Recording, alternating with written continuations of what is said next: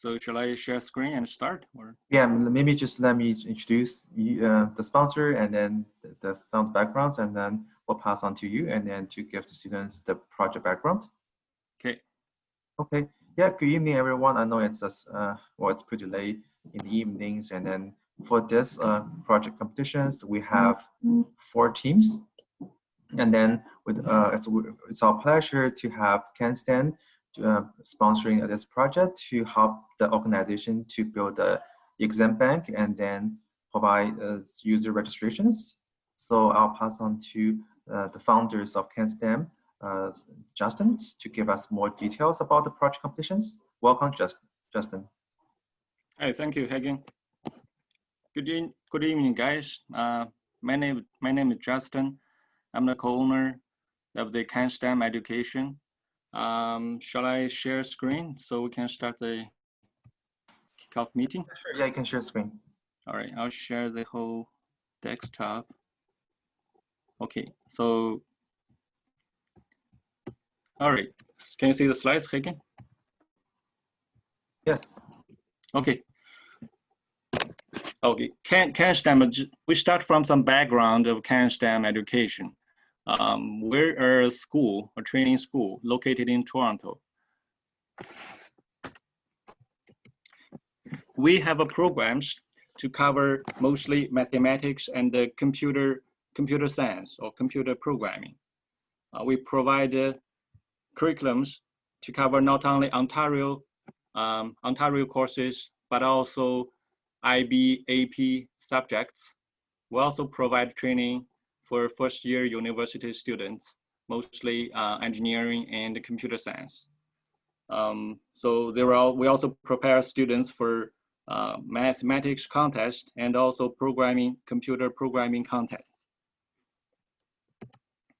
Let's talk about the project, the CanSTEM website redesign project. Recently, we just migrate our website to a new web hosting company. We think it's a good chance for us to reorganize the website. Okay, currently the website is pretty empty. Let me see here is our current website. It's just a framework, not too much stuff inside, but it lists all the programs we provide and some resources we want to provide for our students. So on that framework, we want to add in 2 major functions. One is registration. The other one is a question bank, mostly for CCC, the Canada Computer Programming Computing Contest, and also Euclid Contest. Let's go over the 2 functions one by one. Okay, this page summarizes our website current situation. We have a domain name, CanSTEM.ca, web hosting companies, netfirms.ca. We don't have e-commerce on the website yet. We don't use database at this moment. It's just some static web pages made by Weebly, which is I think it's an automatic web design tools. You can move modules or blocks, pictures, text, and make a web pages quickly. The registration functionality. As you may have used many different online registration pages, which is quite similar. The basic function we want to realize, we want to make it happen, the web page or the program can collect customer information, such as emails, phone number, of course, names, and also some other very important information. The system can also export all data to Microsoft Excel spreadsheets, which we may use the data for marketing or for some other school education purposes. Optional or some more complicated functions. If you can make the registration page fully customized, such as we can decide, or the administrator can in the future can decide what information be on the registration page, what information, if they want to remove, they can remove it later on. that would provide lots of flexibility for the administrator of the website. And also optionally, if you want to make customers or users can create their own accounts, that would be very nice, because the customers can manage their registration later on. If the system or the registration programs can check how many spots left for certain classes, that will be very convenient for customers, because they know which class is full, which is not. Within the next couple of minutes, we'll go over certain demo websites just to make it clear. Okay. The last optional function is if you want to incorporate the online payment function, that's very welcome, because we will have to accept online payment because of COVID-19. Almost all of our classes are being online now, so we have to collect online payment. We use email transfer, most email transfer now, but if we can have online payment processing, that'd be great. But again, this is optional. As long as the registration function can realize the basic functions, that'd be very good. So let's go to this website to see some sample functions. Well, this is a school. We're also associated with a school, which is a high school alert. This is a current online registration page. When customers or students click this page, visit this page, there will see different classes, such as this class, short description, days, time, and if the class is full, so far it looks like no class is full because it's just the beginning of September. Then customer click this register button, they will start from a certain, we'll use this email to try it. I never tried it before. Okay, it'll ask you student name, age, date of birth. Also, they will show you how much is a course or the classes. So we don't proceed further on because I'm assuming most of our students or participants have your personal experience with online registration. So because later on we may have another chance to meet together to discuss detailed functionality. So we'll just move on to our next functionality, which is a more interesting one. That's question bank. Question bank. Well, my understanding is question bank is a warehouse where we store lots of different questions. The users, when they want to try or practice a certain type of questions, they will be able to search it. Now we use an example of a question bank for computer programming questions. A user visits this website, they can use some certain criteria, such as if statements, to search and find those questions, which you may use if statement to solve it. Other criteria, such as for loop, different type of a data structure, they can use as keywords to search the question bank to find a list of questions they can practice, they can enjoy. Certainly, they can also add in, also they can search the questions by a certain year. For example, 2019, they want to say last year. Well, I guess most context was canceled. So maybe they should use maybe 2003. They will find lots of questions from that year. So they can practice all type of questions.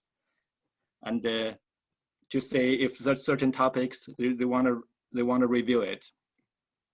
This is the basic functions.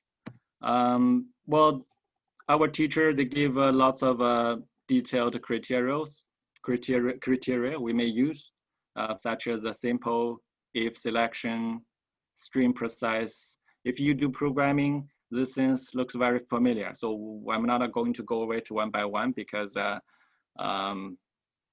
Mr. Yao, teacher Yao, he prepared all of the list. So I'm not quite familiar with this criteria. Functionality wise, the basic function, the system or the question bank can recommend similar questions based on the user's previous search results. To picture it or to imagine it, if it's quite similar to your online shopping experience. You check out some certain sports checks website, you found a certain pair of basketball shoes, you like it very much. The system will show you maybe the shoes at a similar price range or shoes for the similar age group.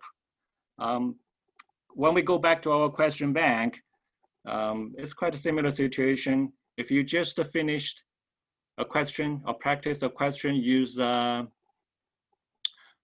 loop, the system will pop up several more questions to show you. You might wanna check the following 3 questions. They are using or they are covering similar learning points, which could be beneficial for you. So that's, I think, which could be part of the basic functions, because it's gonna provide lots of convenient functions for the users.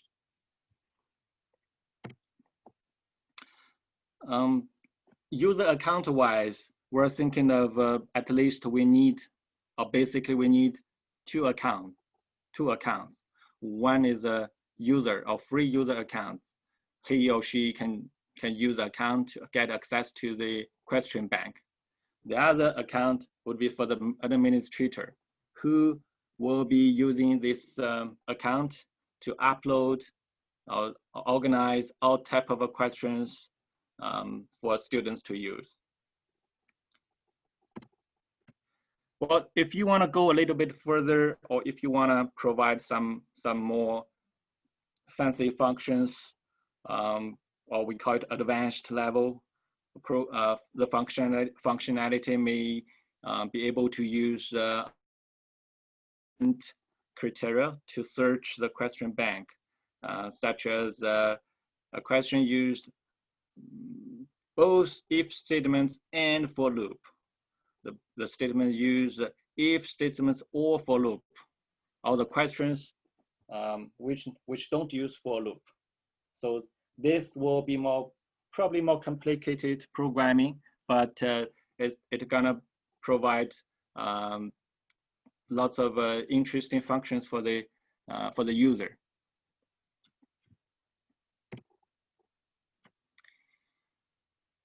Well, advanced level, we hope for the registered users, the system can provide the questions not only from the past competition test, but also from other resources. Of course, we will upload these questions based on our past year's experience. Those questions may be from some high schools curriculum, maybe our teacher, based on their experience, they will create some questions, use certain learning point. It may come from some universities, so first year assignments. So there are different resources. So for registered users, we hope the system can provide 2 types of questions. Some are from past CCC contest, or some from our own learning experience or lesson plans. With that being said, for registered users, so you will, or you may want to have different levels of roles or accounts. In addition to free user account, administrator accounts, then you may have to add a registered user account. Those accounts holders will have the right to get access to more questions. So that's again, this is more advanced level. As long as you will get 2 levels of accounts, basic level or basic user, free account user, and administrator account. That'll be good enough. We go this step by step. We want to have this model first because we're gonna test it. We're gonna see the feedback from users. Then we move to next stage to build a well-rounded one. All right, so here it comes to the schedule side. Maybe Hagen can go over the schedule of the competition. Thanks, Justin. Yeah, so here you can see here is the schedule for the competitions. So the registration deadline is just tomorrow. So after the kickoff, so your students still want to participate, you feel free. Justin, you can stay in the stage. Yeah. And then, so we'll have 2 rounds. So since we already have 4 teams, for the initial rounds, basically each team will submit a video presentation, which capturing the solution, the demo they want to present in video, less than 15 minutes. So which will present themselves.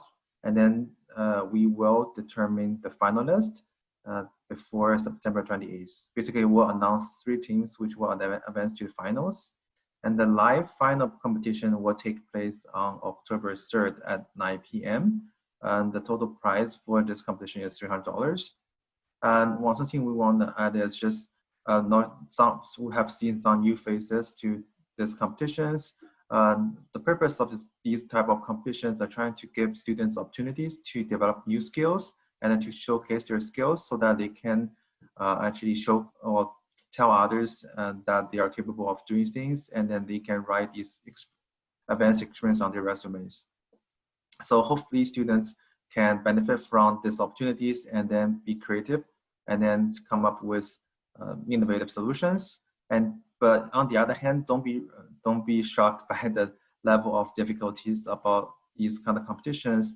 These competition requirements are meant to be at really, I'll say, advanced levels, but any type of solution will be welcomed. So we are hoping through these type of competitions, students can have the opportunities to develop their problem-solving skills. Even say at this moment, they might not possess programming skills, but as long as the students has the logic, they can come up with different alternatives. That's why for my competition initial posters include multiple different levels of language you can use. For example, for user registration, you might want to say, yeah, if you don't know how to use programming, you can think of using Google Form.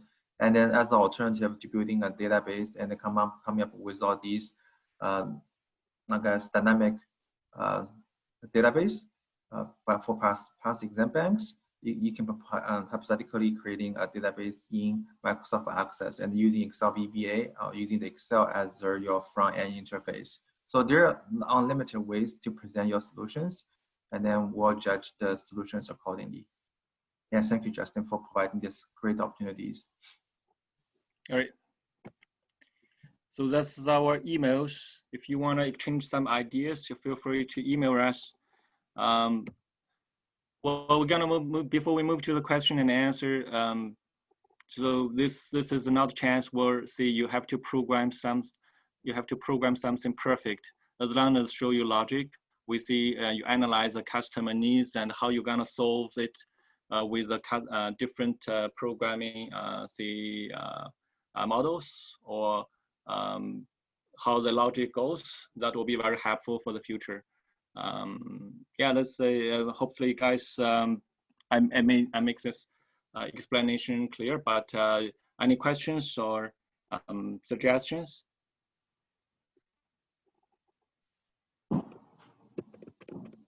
Sorry, I just moved back. Yeah, thank you, Justin. Yeah. Yes, so students, do you have any questions about this project? And then just making sure you jot down the email contact, because Justin, which is the sponsors, will be providing constructive feedbacks. Oh, yeah, some of question is asking if we can make this PowerPoint available to them. Yeah, I think we can share them among the WeChat group, and also you can follow our official Talent Maker account on LinkedIn, and then we can share the information there as well. Thank you for the question. It's really good.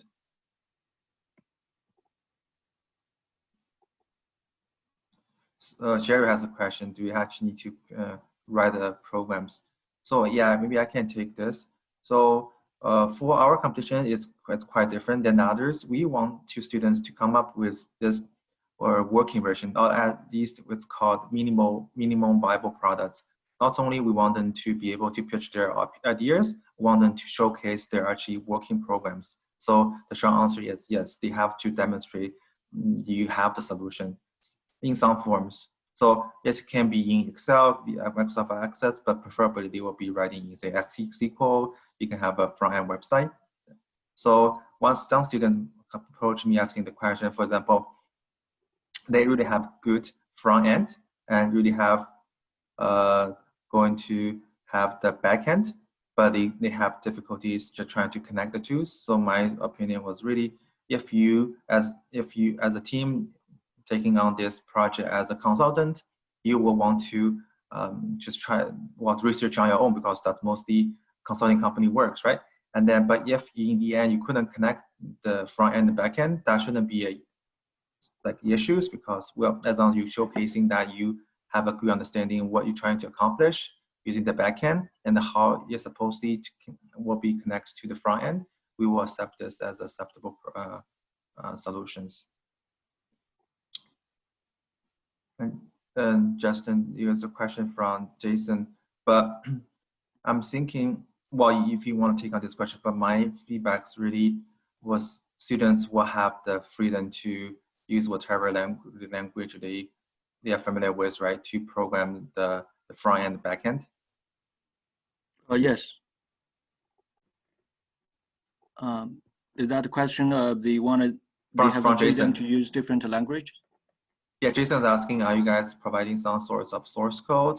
But mainly, I think one of the questions they might have is, so for example, if they want to attach the user registration features onto your website, so what's your expectation? So they're just going to, well, creating a separate website, just say call it maybe the CanSTEM's like contemporary website, and then they show you that they are able to provide the user registration, and that would that be sufficient? Or yeah, I guess, or you are going to provide them with the source code of your current website so that they can play with it. But I guess from your standpoint, you mentioned in the beginning of the presentation that your website is pretty preliminary, right? So it's just like draw and kind of check. Well, from some existing tools, I'm not sure. You say you might open to have the students just try to maybe come up with some new layout of the website. I'm not sure, like just up to you. Currently this website is very preliminary. On the web hosting companies, they have certain language or database available. Probably when we move to next step, I'll provide more detailed web hosting environment or the software they have. Based on that, students may propose their solution, or if they are familiar with certain tools of programming language, they can let us know. We'll see if we can add in those support from the web hosting company. If really necessary, we can set up another web hosting account, which can help the student to practice their what's that called, programs or their solution. Yeah, something I also want to add was, so the purpose of having a business analyst in each of the teams is really want you guys to experience the profession as a business analyst, which you are supposed to contact the, which is the client, which is CanSTEM, about the requirements, trying to finalize it. So what we are presenting here today is what CanSTEM was trying to accomplish by the end of this project. But we're hoping that students can actually communicate with CanSTEM throughout the project to refine the requirements. For example, these kind of good questions like asking if they need the source code, you can also communicate that like privately with CanSTEM using the email provided. Yes, that's true. Because I don't do the programming, so I may not be able to understand all the questions, but whatever the questions you send to our school's email, Michael or Mr. Yao, he will look over it, will reply to you as soon as possible.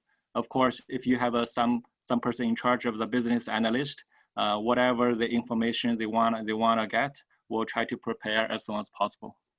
Yeah, and then so as what we are trying to make, just trying to simulate a real business competition, real business environment. So the business analyst is supposed to, when they gather all the questions, so making sure it's making it concise to make the communication more efficient. Yeah, thank you.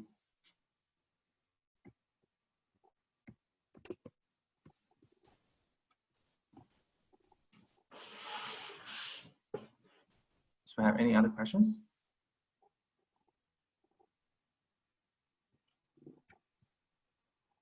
Okay. And Justin, I think that's pretty much it for the questions. Okay. Do you have any other words to say, or we can conclude the kickoff? Well, I just want to say thank you guys because it's a long weekend. It's 9:30. Thank you for coming. Yeah. Okay. Thank you very much, Justin, for coming. And then yeah, I will make the recording available somewhere, and also hopefully I will share the presentation slides to the students so they can get started on the project. And then thank you very much again for all the students coming to this kickoff meeting. And then good luck. All right. Thank you again. Thank you. Yeah. Bye, guys.